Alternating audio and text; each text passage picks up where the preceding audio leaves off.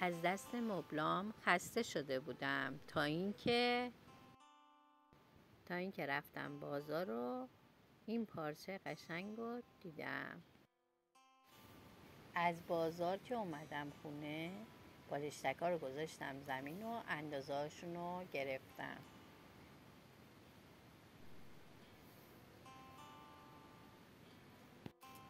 بعد پارچه رو ولو کردم رو زمین، اندازه بالشتک‌ها رو روش پیاده کردم و برش زدم.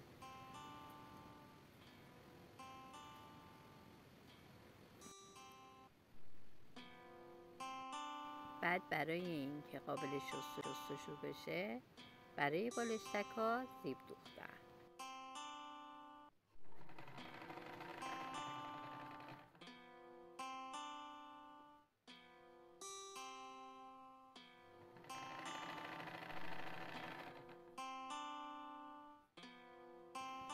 بعد دونه دونه بالشتک‌ها رو دوختم و روی بالشت مبلا کشیدم.